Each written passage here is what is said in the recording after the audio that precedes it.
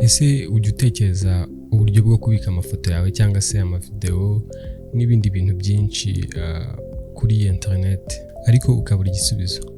Dore uburyo bwiza rero bwo kubika amafoto cyangwa se amavideo kuri internet.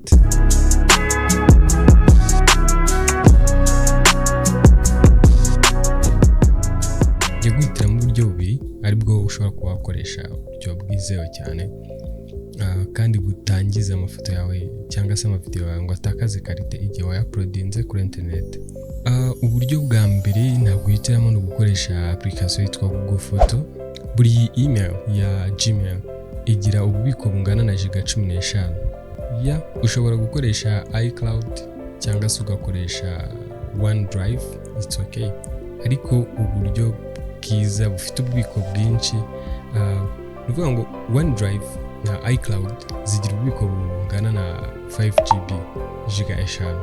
Ariko Gmail ariyo Google Drive nyine igira ububiko bungana na giga 15.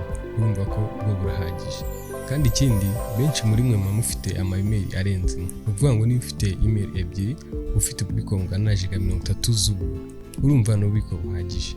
So ushobora kwifashisha rero Google Photo ukauploadingaho amafoto yawe n'amavideo cyangwa se ugakoresha Google Drive uploading.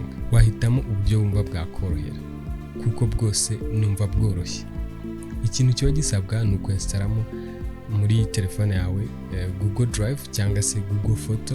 Igihe nanone wongeye guhindura telefone cyangwa se ukeneye nko kubibonera kuri computer, kuri iyo ufunguye email yawe hari ahantu haba hari ari ama app ya Google yose uko yakabaye, ukanda kuyo ukeneye ikakuzanira ibyo ushaka. Ndetse no muri telefone yihinduye telefone ugashyiramo email yawe na ya app tuvuge ni Google Photo cyangwa se Google Drive, ihita igusubiza bya bindi byose upfa kuba waraploadinze. Ihita ikwereka iya mafoto yawe ndetse n'aya mavideo yawe yose uko yakabaye.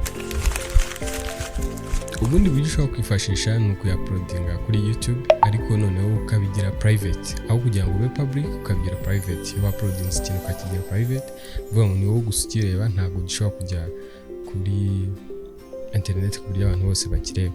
Kuri YouTube bwo ni uburyo bunini kubera yuko ho ni uburyo butari limite, ushobora gushyiraho ibintu ushaka n'isi yose wayishyiraho nta kibazo. Ni uburyo budashobora kuba bwakuzura.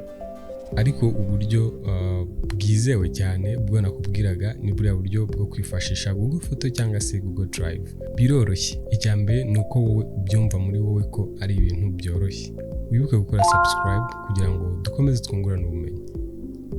Wakoze kubana natwe.